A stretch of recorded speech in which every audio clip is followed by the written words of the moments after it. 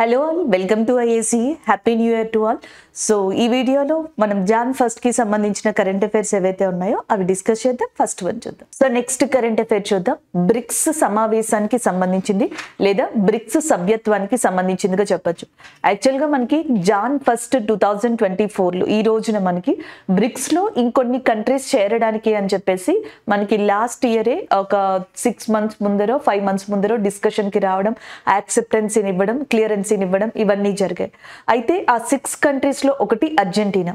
అర్జెంటీనాకి సంబంధించిన new president ఎవరైతే ఉన్నారో ఆయన ఒక డెసిషన్ తీసుకున్నారు. జాన్ ఫస్ట్ ఈ రోజున ఏదైతే బ్రిక్స్ లో మనకి వన్ ఆఫ్ ద మెంబర్ గా జాయిన్ అవ్వాల్సి ఉందో అర్జెంటీనా, సో అది జాయిన్ అవ్వట్లేదు, విత్డ్రా చేసుకుంటుంది ఆ డెసిషన్ నుంచి అని చెప్పడం జరిగింది. దానికి సంబంధించిన కరెంట్ అఫైర్ ఇది. ఒకసారి ఇక్కడ చూద్దాం. సో మనకి అర్జెంటీనా యొక్క నూతన అధ్యక్షుడు, the new president of Argentina is nothing but Javier మిలీగా చెప్పొచ్చు అనమాట. జావియర్ మిలీ ప్రెసెంట్ మనకి న్యూ ప్రెసిడెంట్ ఆఫ్ అర్జెంటీనాగా ఉన్నారు. ఈయన ఆ డెసిషన్ ని తీసుకున్నారు. సో యాక్చువల్గా మనకి ఫస్ట్లో బ్రిక్ అని చెప్పి ఉండేదండి. Brazil, Russia, India, China. అది ఆల్రెడీ మీకు తెలుసు, మనం చాలాసార్లు కరెంట్ అఫైర్లో కూడా చెప్పుకున్నాం. 2001లో బ్రిక్ అనే పదాన్ని జిమ్ ఓ నియర్ అనే పర్సన్ తీసుకొచ్చారు. జిమ్ ఓ నియర్ అనే పర్సన్ 2001లో ఆ పదాన్ని తీసుకురావడం జరిగింది. తర్వాత సౌత్ ఆఫ్రికా కూడా యాడ్ అవడంతో బ్రిక్ కాస్త బ్రిక్స్ గా మారింది. 2009లో దాని మొట్టమొదటి సమావేశం రష్యాలో జరిగింది. 2023లోనేమో మనకి అది సౌత్ ఆఫ్రికాలో జరిగింది. 2022లోనేమో ఇండియాలో జరిగింది బ్రిక్స్ సమావేశం. అవి గుర్తుపెట్టుకోవాలి. నెక్స్ట్ వన్, ఇప్పుడు ఆల్రెడీ బ్రిక్స్ లో Brazil, Russia, India, China, south Africa ఉన్నాయి కదా. అవి కాకుండా Argentina, Ethiopia, Iran, Saudi Arabia, Egypt, UAE ఈ 6 కంట్రీస్ కూడా యాక్చువల్గా ఈ రోజు మనకి సభ్య దేశాలుగా జాయిన్ అవ్వాలి.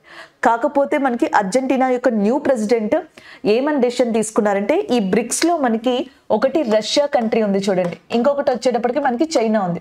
ఈ రెండు కమ్యూనిస్ట్ కంట్రీస్ కదా. సో అర్జెంటీనా కానీ లేకపోతే ఇజ్రాయెల్, యుఎస్ఏ లాంటివి జనరల్ గా కమ్యూనిస్ట్ కంట్రీస్ తో కలవవు అన్నట్టుగా ఆ స్టేట్మెంట్ ఒక దాన్ని ప్రెస్ లో మనకి మాట్లాడడం జరిగింది అర్జెంటీనా యొక్క న్యూ ప్రెసిడెంట్ అయిన జావియర్. సో అది చెప్పిన తర్వాత ఈ డెసిషన్ తీసుకుంటున్నామని చెప్పడం జరిగింది. ఇదంతా కరెంట్ అఫైర్. మీరు ఖచ్చితంగా ఇవి గుర్తుపెట్టుకోవాలి. బ్రిక్స్ కంట్రీస్ ఏవో గుర్తుపెట్టుకోవాలి. 6 కంట్రీస్ ఏవి రాబోతున్నాయి? Argentina, Egypt, Saudi Arabia, UAE, Ethiopia, so అలాగే నెక్స్ట్ ఇరాన్. కాకపోతే ఏది మనకి ఇందులో విరమించుకుంది అంటే అర్జెంటీనా. వాటికి సంబంధించిన క్యాపిటల్స్ ని కూడా నేను ఇక్కడ ఇచ్చాను. Egypt capital Cairo, Saudi capital Riyadh, ఇలా ఇవ్వడం జరిగింది. ఒకసారి చూసుకోండి. మనం ప్రీవియస్ కరెంట్ అఫైర్స్ లో చెప్పుకున్నాం, ఇండియన్ రూపీస్ లో మనం క్రూడ్ ఆయిల్ ని పర్చేస్ చేసిన ఫస్ట్ కంట్రీ ఏది, మనం దేంతో పర్చేస్ చేసాము అంటే యుఏఈతో అది పర్చేస్ చేయడం జరిగింది అనమాట. దీని గురించి డిస్కస్ చేసుకున్నాం. అటు షాంఘై కోఆపరేషన్ ఆర్గనైజేషన్ లో ఇటు వచ్చేటప్పటికి మనకి బ్రిక్స్ లో కూడా కామన్ గా ఒక న్యూ మెంబర్ గా జాయిన్ అవబోతున్న కంట్రీ ఏది అంటే ఇరాన్ గా చెప్తాం. ఇరాన్ యొక్క ప్రెసిడెంట్ ఇబ్రహీం రైజీ, ఇరాన్ యొక్క క్యాపిటల్ టెహ్రాన్. సో అలాగే నెక్స్ట్ వచ్చేటప్పటికి మనకి ఇరాన్ కి సంబంధించిన ఎవరైతే మనకి మహిళ ఉందో, నోబెల్ పీస్ ప్రైజ్ అనేది ఆమెకు రావడం జరిగింది, నర్గిస్ మొహమ్మది. అలాగే ఈ సంవత్సరం హ్యూమన్ రైట్స్ యొక్క ఏదైతే ప్రైజ్ ఉంటుందో 2023ది, అది కూడా ఇరాన్ కి సంబంధించిన పర్సన్ కి వెళ్ళడం జరిగింది అనమాట. సో అది కూడా మీరు గుర్తుపెట్టుకోవాల్సి ఉంటుంది. నెక్స్ట్ వన్ చూడండి. సో ఇక్కడ వచ్చేటప్పటికి కొన్ని ఇంపార్టెంట్ మనకి కావాల్సిన స్టాటిక్ రిలేటెడ్ కరెంట్ అఫైర్స్ గా కూడా దీన్ని చెప్పొచ్చు. సో బ్రిక్స్ సమావేశం 2023లో సౌత్ ఆఫ్రికాలో, 2024లో రష్యాలో జరగబోతుంది. ఈ లాస్ట్ ఇయర్ 2023లో బ్రిక్స్ సమావేశానికి కానీ G20 సమావేశానికి కానీ రష్యన్ ప్రెసిడెంట్ అటెండ్ కాలేదు. అది గుర్తుపెట్టుకోవాలి. వ్లాదిమిర్ పుతిన్ గారు 2023లో జరిగిన G20కి కానీ బ్రిక్స్కి కానీ అటెండ్ కాలేదు. నెక్స్ట్ G20 2023లో ఇండియాలో జరిగింది అండ్ 2024 బ్రెజిల్లో జరగబోతుంది అనమాట. Next one G7. G7 2023 జపాన్లో జరిగింది అండ్ 2024 ఇటలీలో జరగబోతుంది. ఇటలీలో జరగబోయేది ఈ సంవత్సరం ఎన్నోవ సమావేశం G7 అంటే 50th మనకి సమ్మిట్ గా చెప్పొచ్చు అనమాట. షాంఘై కోఆపరేషన్ ఆర్గనైజేషన్ 2023 ఇండియాలో జరిగింది, 2024 కజకిస్తాన్ లో జరగబోతుంది అనమాట. నెక్స్ట్ ఏషియన్ సమిట్ 2023 ఇండోనేషియాలో జరిగింది అండ్ 2024 ఈ సంవత్సరం లావోస్ లో జరగబోతుంది. నాటో వచ్చేటప్పటికి 2023 లిథువేనియాలో జరిగింది. ఈ సంవత్సరం వాషింగ్టన్ డీసీలో జరగబోతుంది. ఆర్టిఫిషియల్ ఇంటెలిజెన్స్ యొక్క ఫస్ట్ సమిట్ ప్రపంచంలో యూకే లేదా లండన్లోని బ్లెచ్లీ అనే ప్రదేశంలో జరిగింది. బ్లెచ్లీ డిక్లరేషన్ ని కూడా తీసుకోవడం జరిగింది చాలా కంట్రీలు, ఇంక్లూడింగ్ ఇండియా కూడా యాక్సెప్ట్ చేసింది. అలాగే ఆర్టిఫిషియల్ ఇంటెలిజెన్స్ని కొలిన్స్ అనే dictionary 2023 word of the year గా కూడా రికగ్నైజ్ చేసింది. And 12th world Hindi Diwas అనేది మనకి ఫిజీలో కాన్ఫరెన్స్ అనమాట, దివాస్ కాదు యాక్చువల్గా, కాన్ఫరెన్స్ అనేది ఫిజీలో మనకి నిర్వహించారనమాట. COP27 మనకి ఈజిప్ట్లో జరిగింది. COP28 రీసెంట్గా మనకి డిసెంబర్లో యూఏఈలో జరిగింది. COP29 అజర్బైజాన్ యొక్క క్యాపిటల్ బాకులో జరగబోతుంది. బట్ దీని మీద ఇంకా క్లారిఫికేషన్ అనేది మనకి రావాల్సి ఉంది. ప్రజెంట్ మనకి అజర్బైజాన్ అనుకుంటున్నారు, అది ఇంకా కన్ఫర్మేషన్ రాలేదు. 28 యూఏఈ, 27 అయితే ఈజిప్ట్. సో కాప్ సమిట్ గురించి చెప్పుకున్నాం. అలాగే నెక్స్ట్ వచ్చేటప్పటికి 12th హిందీ వరల్డ్ కాన్ఫరెన్స్ ఇవి నార్మల్ అండ్ బట్ నాటో ఈ సంవత్సరం ఎక్కడ జరగబోతుంది? వాషింగ్టన్లో. ఏషియన్ సమిట్ ఈ సంవత్సరం ఎక్కడ జరగబోతుంది? లావోస్లో. SCO ఈ సంవత్సరం ఎక్కడ జరగబోతుంది? కజకిస్తాన్లో. G7 ఇటలీలో జరగబోతుంది. G20 బ్రెజిల్లో, బ్రిక్స్ రష్యాలో జరగబోతుంది. సో దీంట్లో బ్రిక్స్లో India one of the member గా ఉంది. G20లో వన్ ఆఫ్ ద మెంబర్ గా ఉంది. SCOలో India one of the member గా ఉంది.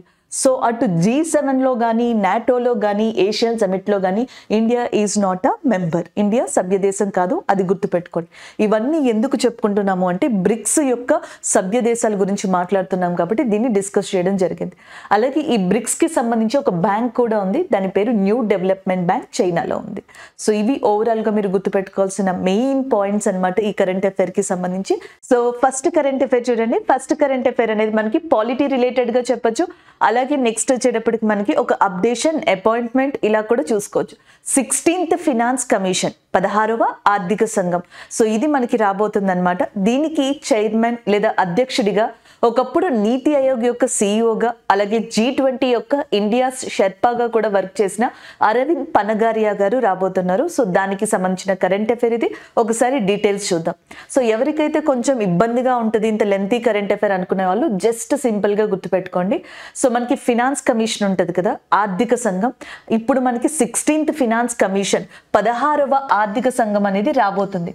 సో దానికి చైర్మన్గా ఎవరు ఉండబోతున్నారు అంటే అరవింద్ పనగారియా. అంతకు ముందర 15th ఫినాన్స్ కమిషన్ ఉండేది కదా, దానికి NK సింగ్ అనే పర్సన్ మనకి చైర్మన్ గా ఉన్నారు. 15th ఫినాన్స్ కమిషన్ కి NK Singh, 16th finance commission కి వచ్చేటప్పటికి ఇప్పుడు మనకి అరవింద్ పనగారియా గారు. సో అది గుర్తుపెట్టుకోండి. ఇకపోతే మనకి కంటెంట్ కావాలి, నోట్స్ ఒకటి కావాలి కాబట్టి, ఎందుకంటే depth of the current affairs ఇచ్చినప్పుడు ఒకసారి వీటికి సంబంధించి చూద్దాం. అరవింద్ పనగారియా గారు వచ్చేటప్పటికి మనకి నీతి ఆయోగ్ 2015లో వచ్చింది. ఏది? ప్లానింగ్ కమిషన్ అంటామే. సో ప్లానింగ్ కమిషన్ యొక్క మనకి ఆ ప్లేస్ లో రీప్లేస్ చేసుకుని నీతి ఆయోగ్ అనేది 2015లో వచ్చింది. అప్పుడు మనకి 2015 జాన్ మంత్ నుంచి 2017 ఆగస్టు వరకు కూడా నీతి ఆయోగ్ యొక్క చైర్మన్ రాశాను నేను ఇక్కడ. నీతి ఆయోగ్కి సంబంధించి సిఇఓగా మనకి ఎవరున్నారు అంటే, so that is nothing but Arvind Panagariya గారుగా చెప్పొచ్చు. ఎందుకంటే నీతి ఆయోగ్కి చైర్మన్ గా ప్రైమ్ మినిస్టర్ ఉంటారు. ఈ రెండు గుర్తుపెట్టుకోండి. నీతి ఆయోగ్కి చైర్మన్ గానేమో ప్రైమ్ మినిస్టర్, అలాగే GST కౌన్సిల్ కి చైర్మన్ గానేమో ఫినాన్స్ మినిస్టర్ ఉంటారు. సో ఇప్పుడు present prime minister Narendra Modi గారు కాబట్టి నీతి ఆయోగ్కి చైర్మన్ గా నరేంద్ర మోడీ గారు ఉంటారు. బట్ ఫస్ట్ సిఇఓగా అరవింద్ పనగారియా గారు వర్క్ చేశారనమాట. అలాగే ఆయన అదే వర్క్ చేస్తున్న టైంలో దాని తర్వాత G20 సమావేశానికి ఇండియాకి సంబంధించి ఇండియా షెర్పాగా కూడా ఆయన మనకి అటెండ్ అవ్వడం జరిగింది. ఇది ఆయన యొక్క వర్క్ ప్రొఫైల్. అలాంటి పర్సన్ మనకి ఆర్థిక సంఘానికి అధ్యక్షులుగా రాబోతున్నారు, ఫినాన్స్ కమిషన్ కి చైర్మన్ గా రాబోతున్నారు. So the next one finance commission. ఈ ట్యాక్స్ రిలేటెడ్ కి సంబంధించి కావచ్చు, అకౌంట్స్ కి సంబంధించి కావచ్చు, సెంట్రల్ అండ్ స్టేట్ కి సంబంధించి డీల్ చేసే వన్ ఆఫ్ ద ఇంపార్టెంట్ గా ఫినాన్స్ కమిషన్ అనేదాన్ని చెప్పొచ్చు. సో ఈ ఫినాన్స్ కమిషన్ కి ఆర్టికల్ 275 ప్రకారం స్టేట్స్ కి కొన్ని సార్లు ఏవైతే మనకి గ్రాంట్ ఇన్ ఎయిడ్స్ అవసరం అవుతాయో సో వాటిని కన్సోలిడేటెడ్ ఫండ్ ఆఫ్ ఇండియా నుంచి రిలీజ్ చేసే ఛాన్స్ కూడా వీటికి ఉంటుంది అనమాట. అంటే అట్లాంటి అధికారం అనేది వీటికి ఉంటుంది. నెక్స్ట్ వన్, ఫినాన్స్ కమిషన్ అనేది ప్రతి 5 సంవత్సరాలకు ఒకసారి మనకి అపాయింట్ చేయబడుతుంది లేదా కంపోజ్ చేయబడుతుంది. సో దీన్ని అపాయింట్ చేసేది, నిర్మించేది ఎవరు అంటే భారత రాష్ట్రపతి, ప్రెసిడెంట్ ఆఫ్ ఇండియా. ఆర్టికల్ 280 అనేది కూడా ఫినాన్స్ కమిషన్ కి సంబంధించింది. Every 5 years once, finance commission is appointed by the president of of ఇండియాగా చెప్పడం జరుగుతుంది అనమాట. సో నెక్స్ట్ వన్ మనకి ఫస్ట్ ఫినాన్స్ కమిషన్, ఇండియాకి ఇండిపెండెన్స్ వచ్చిన తర్వాత ఫస్ట్ ఫినాన్స్ కమిషన్ కి చైర్మన్ గా కేసీ నియోగి గారు మనకి వర్క్ చేయడం జరిగింది. ఫస్ట్ చైర్మన్ కేసీ నియోగి గారు. 15th ఫినాన్స్ కమిషన్ చైర్మన్ మనకి ఎన్కే సింగ్ గారు. 16th ఫినాన్స్ కమిషన్ చైర్మన్ వచ్చేటప్పటికి ఇప్పుడు ఎవరు రాబోతున్నారు, అరవింద్ పనగారియా గారు. సో కాకపోతే అరవింద్ గారి యొక్క ప్రొఫైల్ ఎలా ఉందంటే నీతి ఆయోగ్తో ఇంటర్లింక్ అయి ఉంది కాబట్టి సో ఇక్కడే మనం నీతి ఆయోగ్కి సంబంధించిన కొన్ని ఇంపార్టెంట్ పాయింట్స్ ని రివైజ్ చేసుకోవచ్చు. ఒకసారి ఇక్కడ చూడండి, నేను ఆల్రెడీ మీతో డిస్కస్ చేశాను నీతి ఆయోగ్కి సంబంధించి 2015లో అది మనకి రావడం జరిగింది అని చెప్పి. సో మనకి ప్రజెంట్ నీతి ఆయోగ్కి సంబంధించి సిఇఓగా బివిఆర్ సుబ్రహ్మణ్యం గారు ఉన్నారనమాట. సో యాక్చువల్గా అంతకు ముందర పరమేశ్వర్ అయ్యర్ గారు ఉండేవాళ్ళు. నీతి ఆయోగ్కి బివిఆర్ సుబ్రహ్మణ్యం గారు ప్రజెంట్ సిఇఓగా ఉన్నారు. ఆయన ప్లేస్లో ఒకప్పుడు పరమేశ్వర్ అయ్యర్ గారు ఉండేవాళ్ళు అనమాట. సో ఈ పరమేశ్వర్ అయ్యర్ గారు వరల్డ్ బ్యాంక్కి సంబంధించిన ఎగ్జిక్యూటివ్ డైరెక్టర్కి ఏదైతే ఉంటుందో మనకి కొన్ని ఏమంటారు గ్రూప్ ఆఫ్ ఎగ్జిక్యూటివ్ డైరెక్టర్స్కి సంబంధించిన దాంట్లో సో ఈయనకి కూడా అపాయింట్మెంట్ రావడంతో ఈయన ఆ ప్లేస్కి వెళ్ళడం జరిగింది. అప్పుడు నీతి ఆయోగ్ యొక్క సిఇఓగా మనకి బివిఆర్ సుబ్రహ్మణ్యం గారిని అపాయింట్ చేశారు. అలాగే అజయ్ బాంగన్ గారు ప్రజెంట్ వరల్డ్ బ్యాంక్కి సంబంధించిన ప్రెసిడెంట్గా కూడా ఉన్నారు. ఈ నీతి ఆయోగ్ వచ్చేటప్పటికి మనకి ఇండియాలో డిఫరెంట్ ఇండెక్స్ ని రిలీజ్ చేస్తుంది. లైక్ సస్టైనబుల్ డెవలప్మెంట్ గోల్స్ అంటాం, సమ్మిళిత అభివృద్ధి లక్ష్యాలు. సో వీటికి సంబంధించిన సూచిక ఇండెక్స్ ని రిలీజ్ చేస్తుంది. అలాగే national multi dimensional poverty index, జాతీయ బహుళ పేదరిక సూచిక అనేది ఉందన్నమాట. దీన్ని రిలీజ్ చేసేది కూడా మనకి ఎవరు అంటే నీతి ఆయోగే. సస్టైనబుల్ డెవలప్మెంట్ గోల్స్ సమ్మిళిత అభివృద్ధి లక్ష్యాలు 17 ఉంటాయి. ఈ 17లో మళ్ళీ సబ్ కేటగిరీస్ అనేవి ఉంటాయి. సస్టైనబుల్ డెవలప్మెంట్ గోల్ 1.2 అనేది ఏంటి అంటే పోవర్టీని నిర్మూలించాలి అనేది దాని యొక్క టార్గెట్ అన్నమాట. పేదరికాన్ని అరికట్టాలి. ఆ సస్టైనబుల్ డెవలప్మెంట్ గోల్ 1.2ని టార్గెట్గా చేసుకుని మన government of India number of స్కీమ్స్ని, నెంబర్ ఆఫ్ ప్లాట్ఫామ్స్ని, సిస్టమ్స్ని తీసుకురావడం జరిగింది. సో తీసుకొచ్చిన తర్వాత ఇంప్లిమెంటేషన్ ఎలా ఉంది అనేది తెలియాలి అంటే ఒక ఇండెక్స్ అనేది కావాలి. అందుకనే national multi dimensional poverty index అనే దాన్ని మనకి ఎవరిస్తారు అంటే నీతి ఆయోగ్. ఇది 3 పారామీటర్స్ మీద ఉంటుంది అనమాట. ఈ ఇండెక్స్ని ఎట్లా మెజర్ చేస్తారంటే 3 parameters: health, education, standard of living, ఆరోగ్యం, విద్య, జీవన ప్రమాణం ద్వారా దీనిని మనకి మెజర్ చేయడం జరుగుతుంది. అండ్ నెక్స్ట్ వన్, దీనికి ఫార్ములా ఉంది మనకి multi dimensional poverty index H/A అని చెప్పేసి క్యాలిక్యులేట్ చేస్తారు. హెచ్ అంటే హెడ్ కౌంట్ రేషియో అండ్ ఏ అంటే ఇంటెన్సిటీ ఆఫ్ పూర్, అంటే ఎంతమంది పేదవాళ్ళు ఉన్నారు అది హెచ్లోకి వస్తుంది. అలాగే ఈ పేదవాళ్ళు పేదరికం ఎంత తీవ్రతగా ఉంది అనేది మనకి ఇంటెన్సిటీ ఆఫ్ పూర్లోకి రావడం జరుగుతుంది అనమాట. సో ఇలాగా H/A అనే ఫార్ములాతో ఈ పారామీటర్స్ని తీసుకుని national multi dimensional poverty index అనే దాన్ని మనకి ఇచ్చే సంస్థ నీతి ఆయోగ్. దానికి చైర్మన్గా బివిఆర్ సుబ్రహ్మణ్యం గారు ఉన్నారు. సో ఇది వరకు ఫస్ట్లో సిఇఓగా బివిఆర్ సుబ్రహ్మణ్యం గారు ఉన్నారు. ఇది వరకు ఫస్ట్లో మనకి సిఇఓగా అరవింద్ పనగారియా గారు ఉండేవాళ్ళు.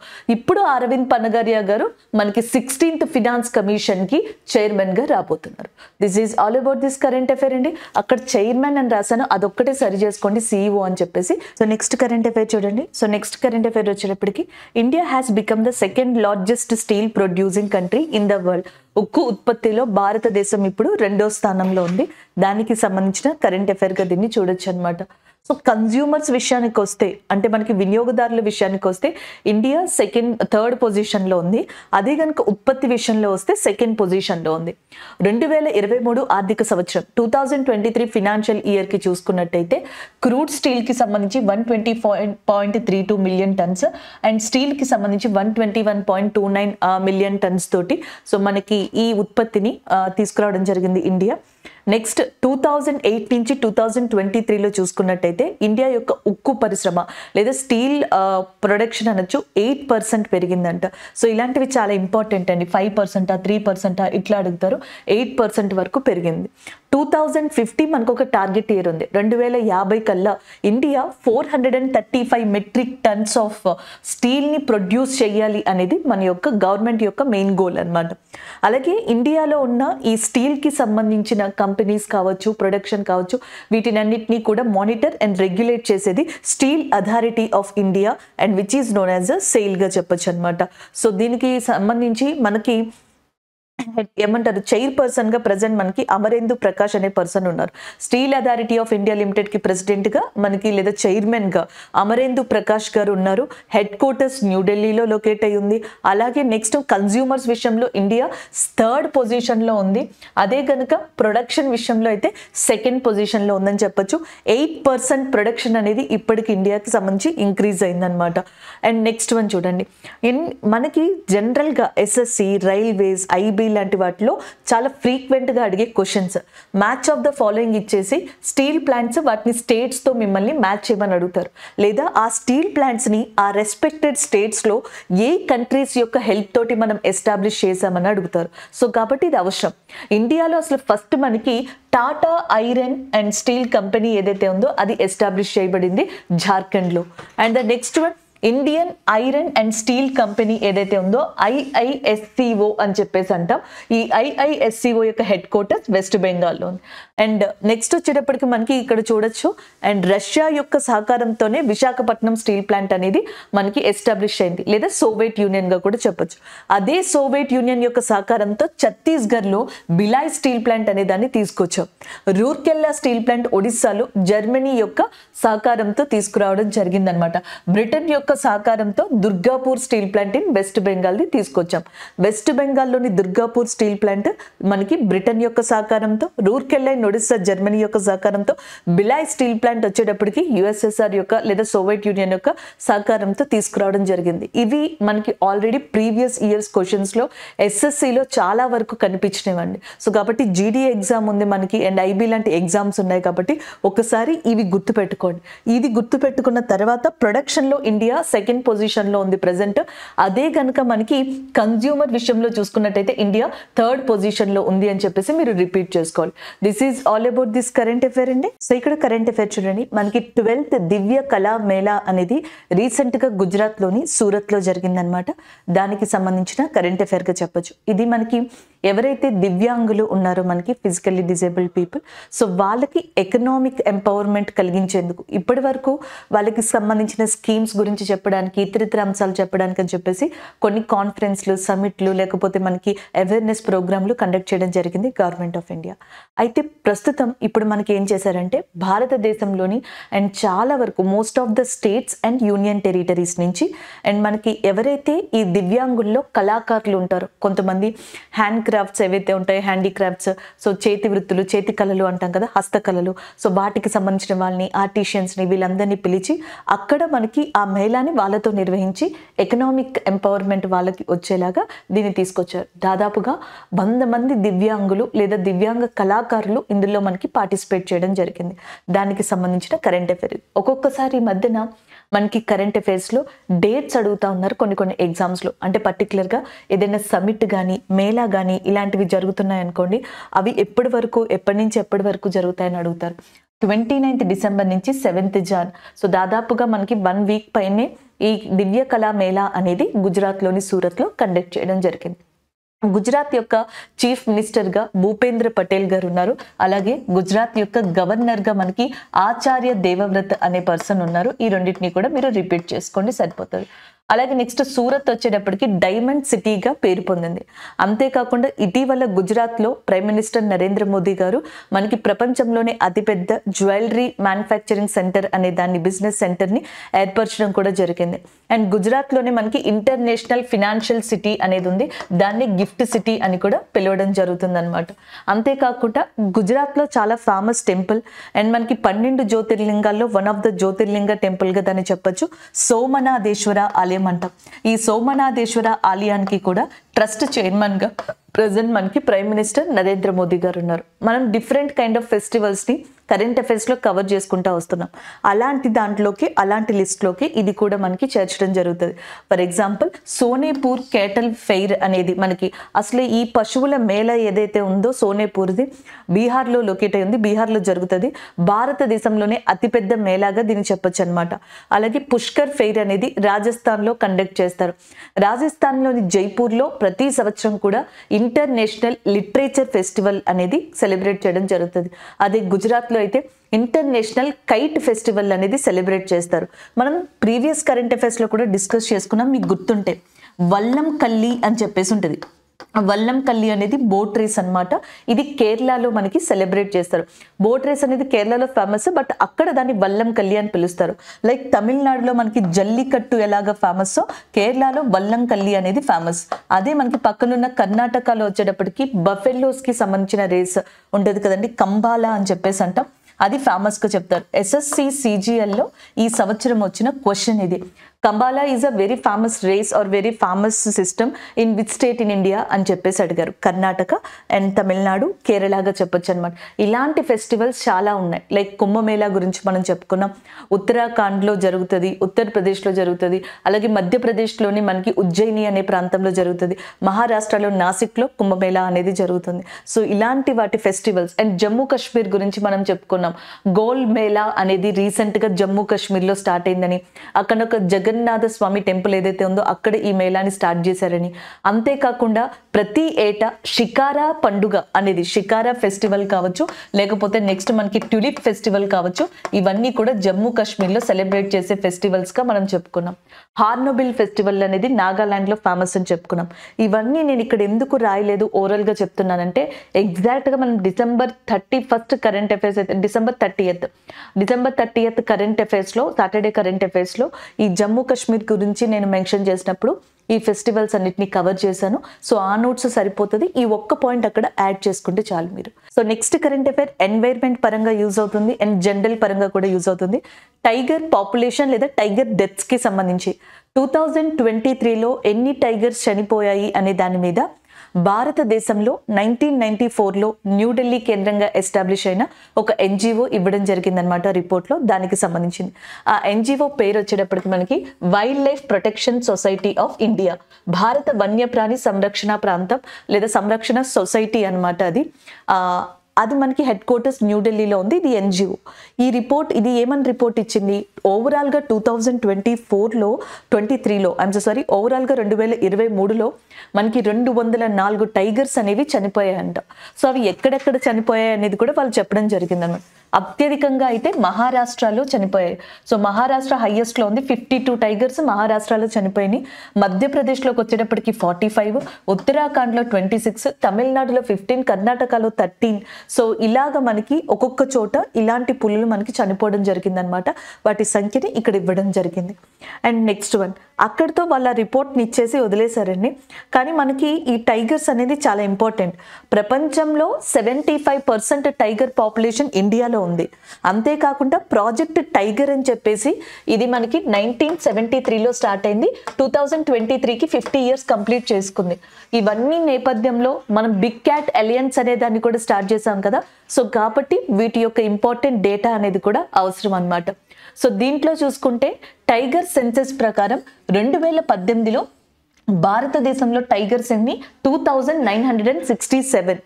అండ్ నెక్స్ట్ 2022కి చూడండి 3682కి వెళ్ళినాయి, అంటే ఇంక్రీజ్ అయినాయి అనమాట. యాక్చువల్గా చెప్పాలంటే 2022లో మిగతా కంట్రీస్ని కంపేర్ చేస్తే మిగతా కంట్రీస్లో టైగర్ పాపులేషన్ చాలా వరకు డ్రాస్టిక్గా డిక్లైన్ అయితే ఇండియాలో ఇంక్రీజ్ అయినట్టుగా కూడా చెప్తున్నారు.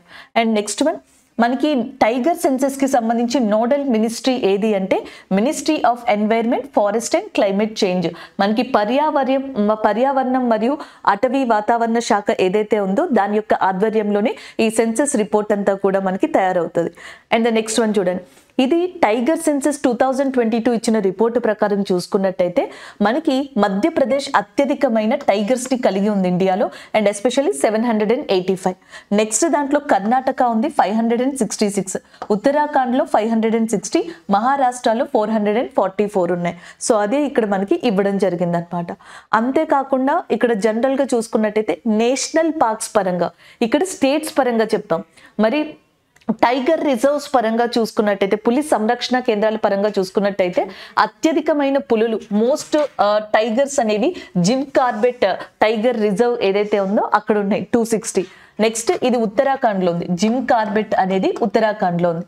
జిమ్ కార్బెట్ అనేది ఇండియా యొక్క ఫస్ట్ నేషనల్ పార్క్, అలాగే సెకండ్ టైగర్ రిజర్వ్ కూడా అక్కడ 260 ఉన్నాయి.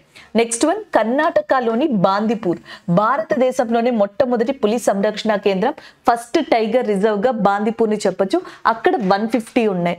నెక్స్ట్ కర్ణాటకలోని నాగర్ హోల్, ఇక్కడ 141 ఉన్నాయి. నెక్స్ట్ మధ్యప్రదేశ్ లోని బాంధవ్గర్, సో ఇక్కడ మనకి 135 ఉన్నాయి. నెక్స్ట్ దుధ్వా 135 ఉన్నాయి. నెక్స్ట్ తమిళనాడులోని ముదుమలై 114 ఉన్నాయి. నెక్స్ట్ మనకి కన్హా 105 ఉన్నాయి. సో ఇలాగా మనకి ఈ టైగర్ రిజర్వ్స్ ఏవైతే ఉన్నాయో ఆ టైగర్ రిజర్వ్స్ లోని అండ్ మనకి వరుసగా ఆర్డర్ ప్రకారం అక్కడ ఇవ్వడం జరిగిందండి ఎన్ని టైగర్స్ ఉన్నాయి అని చెప్పేసి. ప్రాజెక్ట్ టైగర్ 1973లో స్టార్ట్ అయింది, ఫస్ట్ పాయింట్. 2023కి 50 years కంప్లీట్ చేసుకుంది, second point. And next one చూసుకుంటే భారతదేశంలో టైగర్ సెన్సస్ 2022 ప్రకారం హైయెస్ట్ పాపులేషన్ అంటే మోస్ట్ పాపులేటెడ్ టైగర్స్ ఏ స్టేట్ లో ఉన్నాయంటే మధ్యప్రదేశ్ లో ఉన్నాయి. అలా కాకుండా మనకి ఏ నేషనల్ పార్క్ ఏ టైగర్ రిజర్వ్ దగ్గర ఎక్కువ ఉన్నాయంటే జిమ్ కార్బెట్. స్టేట్ డిఫరెంట్, మళ్ళీ టైగర్ రిజర్వ్ అనేది డిఫరెంట్. అవి ఒకసారి మీరు చూసుకుంటా ఉండండి, సరిపోతుంది. This is all about that related to tigers information అండి. సో ఈ ఓవరాల్గా మనకి wild life protection society of India ఈ ఎన్జిఓ ఇచ్చిన దాని ప్రకారం 204 టైగర్స్ అనేవి ఇండియాలో 2023లో డిఫరెంట్ స్టేట్స్లో చనిపోవడం జరిగింది అనమాట. సో అంతేకాకుండా మనకి వైల్డ్ లైఫ్ ప్రొటెక్షన్ అని చెప్పేసి ఉంది, ప్రొటెక్షన్ యాక్ట్, వన్యప్రాణి సంరక్షణ చట్టం, అది 1972లో వచ్చింది, అది ఒకటి గుర్తుపెట్టుకోండి. This is all about this current affair అండి. నెక్స్ట్ వన్ చూద్దాం. సో నెక్స్ట్ కరెంట్ అఫైర్ మనం ఇక్కడ చూడొచ్చు. ఆల్రెడీ ఈ కాన్సెప్ట్ మనకి తెలిసిందే, జస్ట్ మీరు ఈ కాన్సెప్ట్ మన ప్రీవియస్ కరెంట్ అఫైర్స్లో విన్నట్టయితే ఒక్క లైన్ యాడ్ చేసుకుంటే సరిపోతుంది. సో ఇక్కడ మనకి చూసుకున్నట్టయితే లఖ్బీర్ సింగ్ లాందా. సో లఖ్బీర్ సింగ్ అనే పర్సన్, ఇప్పుడు ఆయన పంజాబీ అని, యాక్చువల్గా ఇండియాకి సంబంధించిన పంజాబ్ ప్రాంతానికి సంబంధించిన వ్యక్తి, కెనడాలో సెటిల్ అయ్యారు. అయితే కెనడాలో ప్రో ఖాళిస్తాన్ మూవ్మెంట్ ని బాగా ముందుకు తీసుకెళ్లిన వ్యక్తి ఇప్పుడు ప్రజెంట్ ఆయన. అండ్ అంతేకాకుండా మనకి బబ్బర్ కల్సా ఇంటర్నేషనల్ అనే దాన్ని ఎస్టాబ్లిష్ చేసి, సో అక్కడున్న ఇండియన్స్ ఎవరైతే ఉంటారో, అక్కడున్న పీపుల్ ఎవరైతే ఉంటారో వాళ్ళని ఖాళిస్తాన్ మూవ్మెంట్ వైపుగా ప్రోవాక్ చేస్తున్న పర్సన్ గా కూడా, ప్రేరేపిస్తున్న పర్సన్ గా కూడా మినిస్ట్రీ ఆఫ్ హోమ్ అఫైర్స్ ఈయనని గుర్తించింది అనమాట.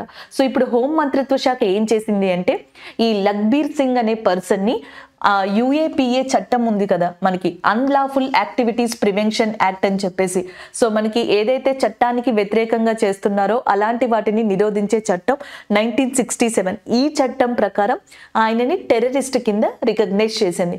Recently Lakhbir Singh is declared as a terrorist under UAPA. So ఎవరు రికగ్నైజ్ చేశారు, ఇట్లా ఎవరు డిక్లేర్ చేశారు? Ministry of home affairs. ఎందుకు?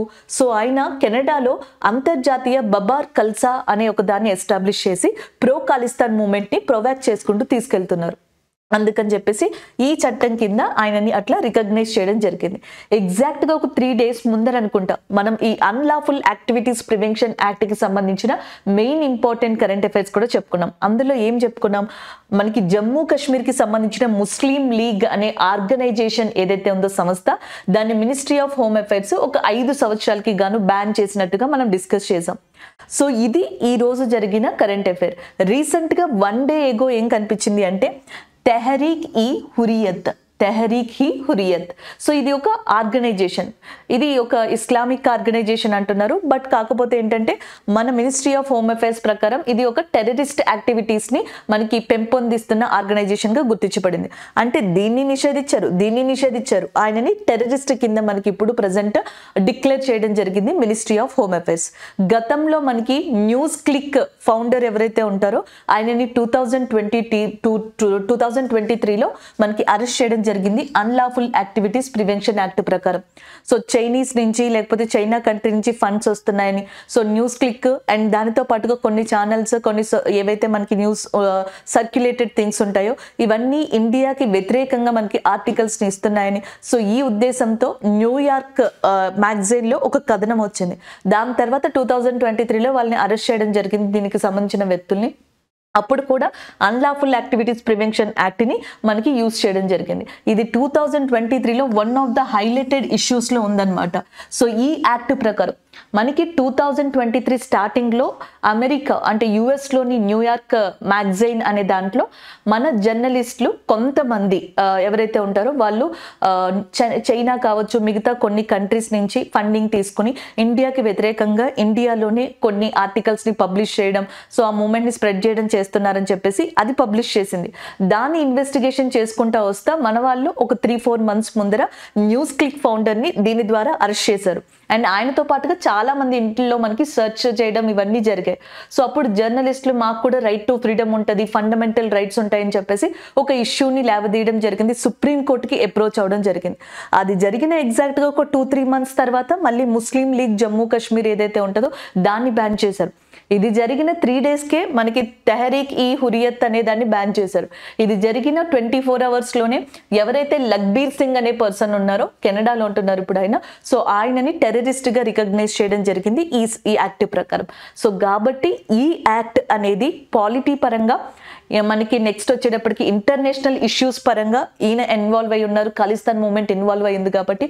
అలాగే నెక్స్ట్ వచ్చేటప్పటికి ఇండియాలో ఇంటర్నల్ సెక్యూరిటీ పరంగా ఇన్ని విధాలుగా ఒకే ఒక్క కరెంట్ అఫైర్ ఇన్ని సబ్జెక్ట్ ఆఫ్ ఫీల్డ్స్ ని కవర్ చేస్తుంది. కాబట్టి ఈ చట్టానికి సంబంధించి వీలైనంత వరకు ఒక 4 to 5 lines ఈ చట్టానికి సంబంధించిన మెయిన్ ప్రొవిజన్స్ ఏంటి, ఎవరు స్టార్ట్ చేశారు, ఎప్పుడు స్టార్ట్ చేశారు, అండ్ ఎవరు దీనిని రికమెండ్ చేసింది, ఏ కమిషన్ రికమెండ్ చేసింది, ఆల్రెడీ మనం ప్రీవియస్ కరెంట్ అఫైర్స్ లో డిస్కస్ చేసాం. నేను ఇక్కడ ఇంకేమీ మెన్షన్ చేయలేదు, ఒక్కసారి అది రివైజ్ చేయండి. సో నెక్స్ట్ కరెంట్ అఫైర్ చూడండి. నెక్స్ట్ కరెంట్ అఫైర్ ఇస్రోకి సంబంధించింది ఒక అప్డేషన్. సో మనకి డిఫెన్స్ ఉంది కదా, మన రక్షణ రంగం, సో దానికి సంబంధించి ఇంటెలిజెన్సీ ఇన్ఫర్మేషన్ ని కలెక్ట్ చేసేందుకు ఇస్రో నెక్స్ట్ కమింగ్ 5 years లో కూడా 50 శాటిలైట్స్ ని లాంచ్ చేయనుంది. రానున్న 5 సంవత్సరాల్లో 50 ఉపగ్రహాలని లాంచ్ చేయనున్నా లేదా ప్రయోగించనున్నా ఇస్రోగా చెప్పొచ్చు. దానికి కారణం ఏంటి అంటే ఇక్కడ మీరు చూడొచ్చు, ఏదైతే మన రక్షణ వ్యవస్థ డిఫెన్స్ రంగానికి సంబంధించి ఇంటెలిజెన్సీ ఇన్ఫర్మేషన్ ని కలెక్ట్ చేయడం కోసం. ఇప్పుడు ప్రెసెంట్ ఇస్రో చైర్మన్ గా ఎస్ సోమనాథన్ ఉన్నారు. అలాగే నెక్స్ట్ ఇస్రోకి సంబంధించిన కొన్ని కరెంట్ అఫైర్స్. చంద్రయాన్ 3 గురించి డిఫరెంట్ గా అడగచ్చండి, ఒకసారి చూసుకోండి. ఎందుకంటే చంద్రయాన్ 3 అనేది మనకి లాంచ్ చేశారని తెలుసు. ల్యాండర్ విక్రమ్ మనకి నెక్స్ట్ వచ్చేటప్పటికి మనకి ప్రజ్ఞ లాంటి వాటితో దాన్ని లాంచ్ చేశారు, రోవర్ ప్రజ్ఞ లాంటి వాటితో లాంచ్ చేశారని చెప్పేసి మనం డిస్కస్ చేసుకున్నాం. అయితే ఎలా అడగచ్చు అంటే కరెక్ట్ గా ఎగ్జాక్ట్ గా డేట్ అనమాట, 13th July, 14th July, 24th July లాగా 14th July 2023 ఇది మనకి లాంచ్ చేయడం జరిగింది అనమాట. ఈ శాటిలైట్ ని మనకి ఆంధ్రప్రదేశ్లోని శ్రీహరికోట రాకెట్ లాంచింగ్ సెంటర్ లేదా సతీష్ ధావన్ స్పేస్ సెంటర్ ఏదైతే ఉందో అక్కడి నుంచి దీన్ని లాంచ్ చేశారు. August 1st week లో చంద్రుడి యొక్క కక్ష మూన్ ఆర్బిట్ లోకి అది ఎంటర్ అయింది. August 23rd కి సౌత్ పోల్ ఏదైతే ఉందో చంద్రుడి యొక్క దక్షిణ ధ్రువం ఏదైతే ఉందో దాన్ని టచ్ చేసింది, సాఫ్ట్ ల్యాండింగ్ జరిగింది. సో అప్పుడు అందుకని చెప్పేసి August 23rd అనే దాన్ని మనం నేషనల్ స్పేస్ డే కింద కూడా రికగ్నైజ్ చేసాం ఈ సంవత్సరం. అలాగే నెక్స్ట్ దీనిని ఎలా లాంచ్ చేశారు, లాంచ్డ్ వెహికల్ M3 అనే దాని ద్వారా మనం లాంచ్ చేయడం జరిగింది అనమాట. అలాగే ఈ ల్యాండర్ రోవర్ ప్రజ్ఞ అనే రోవర్ ఏం చేసింది అంటే చంద్రుడి పైన సల్ఫర్ కంటెంట్ ఉన్నట్టుగా, దాంతో పాటుగా ఆక్సిజన్ కంటెంట్, ఇంకా ఇంపార్టెంట్ మినరల్స్ ఏవైతే ఉంటాయో వాటిని కూడా రికగ్నైజ్ చేసింది. అలాగే ల్యాండర్ విక్రమ్ లో కొన్ని ఇంపార్టెంట్ డివైజెస్ ని ఇన్స్ట్రుమెంట్స్ ని పెట్టారనమాట. సో ఆ ఇన్స్ట్రుమెంట్స్ ఏమని రికగ్నైజ్ చేశాయంటే మన సైంటిస్టులు ఏమనుకున్నారంటే చంద్రుడి మీద అంటే ఎక్కడైతే వీళ్ళు ప్లేస్ చేశారో అక్కడ దాదాపుగా అరౌండ్ మనకు ఒక 20 to 30 degrees వరకు టెంపరేచర్ రికార్డ్ అవ్వచ్చు అనుకున్నారు. కానీ 70 degrees Celsius వరకు టెంపరేచర్ రికార్డ్ అయినట్టుగా ఆ ఇన్స్ట్రుమెంట్ చూపించింది. సో ఇలాంటివన్నీ కూడా చంద్రయాన్ 3లో ఇంపార్టెంట్ గా మీరు చదువుకోవాలి. ఎందుకంటే చంద్రయాన్ 3ని ఊరికే అడిగేసి వదిలేయరండి. ఎందుకంటే ఇండియాకి సంబంధించి one of the biggest victory of 2023గా కూడా చెప్పొచ్చు. నెక్స్ట్ వన్ మనకి సార్ ఏదైతే ఉందో, సో ఈ మిషన్ కూడా ఇండియా సక్సెస్ఫుల్ గా సతీష్ ధావన్ స్పేస్ సెంటర్ నుంచే లాంచ్ చేసింది. 30th July 2023 PSLV C56 అనే దాంతో లాంచ్ చేశారు. సింగపూర్ కి సంబంధించిన శాటిలైట్ ని మనం లాంచ్ చేయడం జరిగింది అనమాట. ఆదిత్య 1 అనేది సన్ కి సంబంధించి సూర్యుడికి సంబంధించి పరిశోధన చేయడానికి ఇండియా లాంచ్ చేసిన మిషన్ గా చెప్పొచ్చు. యాక్చువల్ గా ఆదిత్య L1 మిషన్ ఇది మనకి 2nd September 2023లో PSLV C57 అనే దాని ద్వారా దీన్ని లాంచ్ చేశారనమాట. ఇది ఓవరాల్ గా దీనికి సంబంధించిన information. So next current affair చూడండి. ఫర్ ద ఫస్ట్ టైం ప్రపంచంలోనే ఒక విమెన్ సరికొత్త రికార్డ్ని క్రియేట్ చేశారు యాజ్ పర్ బ్లూంబర్గ్ ఇచ్చిన రిపోర్ట్ ప్రకారం. సో మనకి బ్లూంబర్గ్ అనే ఏదైతే ఒక మనకి రిపోర్ట్ ఉందో ఆ రిపోర్ట్ ప్రకారం చూసుకున్నట్టయితే first women to have a net worth of 100 billion 100 బిలియన్ల నెట్ వర్త్ ని మనకి $100 బిలియన్ నెట్ వర్త్ ని సంపాదించిన లేదా కలిగి ఉన్న అండ్ ఫస్ట్ విమెన్ గా ప్రపంచంలోనే కీర్తి గడించారు ఫ్రాంకోయిస్ బెటన్కోర్ట్ మేయర్స్. ఫ్రాంకోయిస్ అనే ఎవరైతే బిజినెస్ విమెన్ ఉన్నారో ఈమె ఫస్ట్ విమెన్ అన్నమాట. $100 బిలియన్ కలిగిన నెట్ వర్త్ కలిగిన విమెన్ గా ఇప్పుడు మనకి బ్లూంబర్గ్ ఇచ్చిన రిపోర్ట్ లో తెలపడం జరిగింది. ఈమె టేతీస్ అనే ఒక కంపెనీని కలిగి ఉన్నారు. సో దానికి సంబంధించిందిగా చెప్పొచ్చు. వన్ లైనర్ కరెంట్ అఫైర్ ఇది. అలాగే next times 2023 most 100 influential persons ఎవరైతే ఉంటారో ఇన్ఫ్లుయెన్స్డ్ పర్సన్స్. సో దాంట్లో ఇండియాకి సంబంధించిన షారుఖ్ ఖాన్ గారు ఉన్నారు, ఎస్ఎస్ రాజమౌళి గారు ఉన్నారు. అలాగే వీళ్ళతో పాటుగా ఇంకా ప్రపంచంలో ప్రముఖులు లైక్ ఎలన్ మస్క్ ఉన్నారు, జో బైడెన్ ఉన్నారు, కింగ్ చార్లెస్ ఉన్నారు, లియో మెస్సీ ఉన్నారు, పద్మా లక్ష్మి. సో ఈమె టెలివిజన్ ఇండస్ట్రీలో one of the top person గా చెప్పొచ్చు. అలాగే Salman Rushdie and Padma Lakshmi, Shahrukh Khan, SS Rajamouli garu and next Joe Biden and next Elon Musk, Leo Messi and King Charles లాంటి వాళ్ళు ఉన్నారు. జస్ట్ మీకు ఒక రిఫరెన్స్ గా ఉంటుందని నేను ఇచ్చాను. వీళ్ళల్లో ఎవరినైనా అడిగే ఛాన్సెస్ ఉన్నాయి కాబట్టి ఒకసారి చూసుకుంటూ ఉండండి.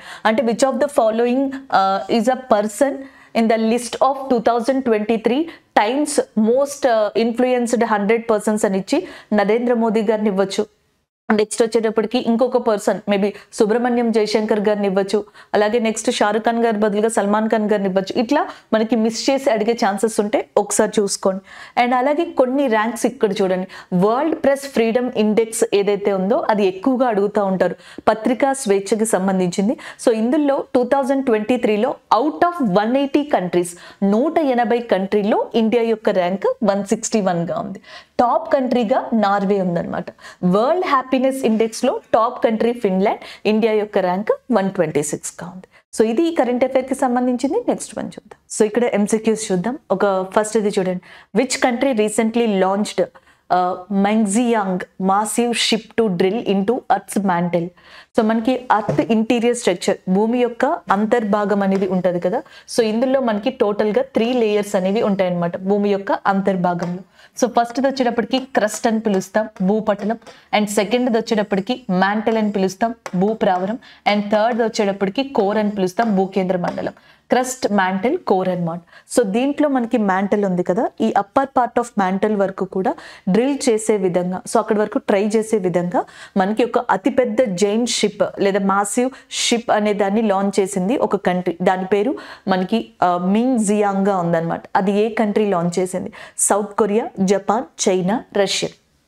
చైనాకి సంబంధించిందే మనకి ఈ మెంగ్జియాంగ్ మాసివ్ షిప్ అనిగా చెప్పొచ్చు అనమాట. అర్త్స్ మ్యాంటల్ యొక్క మెయిన్ ఏదైతే అప్పర్ పార్ట్ ఉంటుందో సో దాని వరకు రీచ్ అయ్యేలాగా దీన్ని డిజైన్ చేశారు. ఇప్పటి వరకు ప్రపంచంలో మనకి massive drilling point in interior structure of the earth, భూమి అంతర్భాగంలో మాసివ్ డ్రిల్లింగ్ పాయింట్ లేదా డీపెస్ట్ డ్రిల్లింగ్ పాయింట్ అంటే రష్యా దగ్గర ఉన్న కోలా ప్రాంతంలో ఉందన్నమాట. So this is all about this information అండి. జపాన్కి సంబంధించిన ప్రైమ్ మినిస్టర్గా ఫ్యూమియో కిషిదా ఉన్నారు. ఈ రోజు మనం ఈ కరెంట్ అఫైర్స్ డిస్కస్ చేసుకుంటున్నాం కదా, ఈ రోజు ఇదే రోజున మనకి రీసెంట్గా మార్నింగ్ లేకపోతే మనకి ఎర్లీ మార్నింగ్ టైంలోనో జపాన్లో అర్త్ క్వేక్ అనేది రావడం జరిగింది.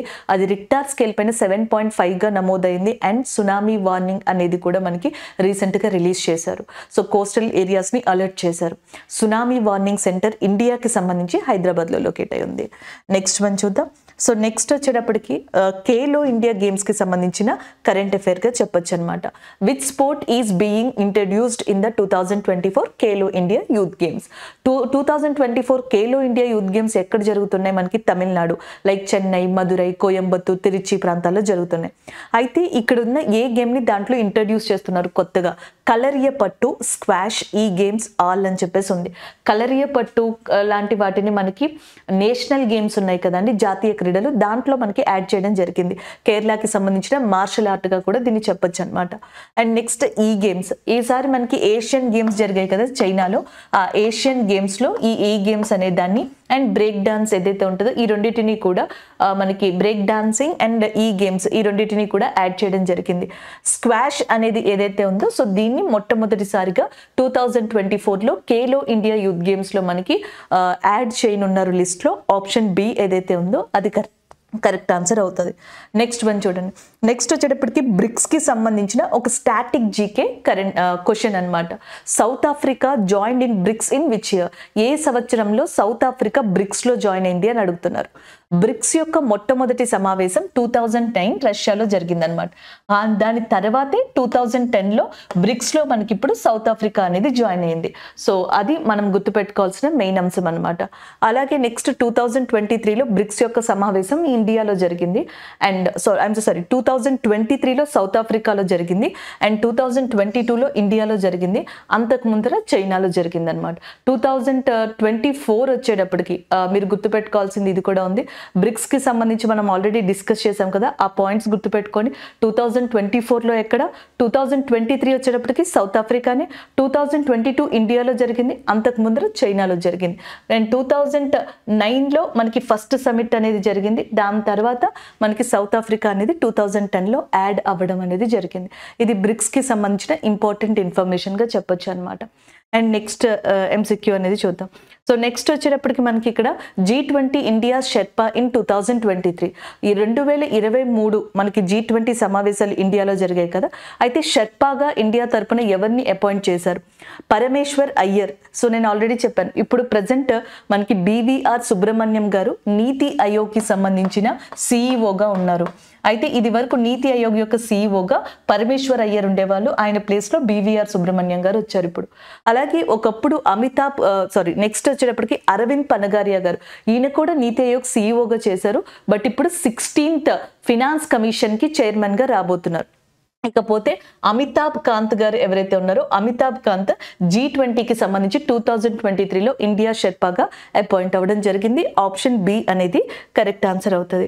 సో నెక్స్ట్ ఎంసిక్యూ అనేది చూడండి. సో నెక్స్ట్ వన్ చూడండి. Who appointed as the director general of central reserved police force in 2023? 2023కి సంబంధించి ఏదైతే కేంద్ర సాయుధ బలగాలు ఉన్నాయో, సో దాంట్లో సెంట్రల్ ఆర్మ్డ్ ఫోర్సెస్ ఉన్నాయో అందులో ఒకటి CRPF అనమాట. దీనికి డైరెక్టర్ జనరల్ గా ఎవరు అపాయింట్ అయ్యారని అడుగుతున్నారు.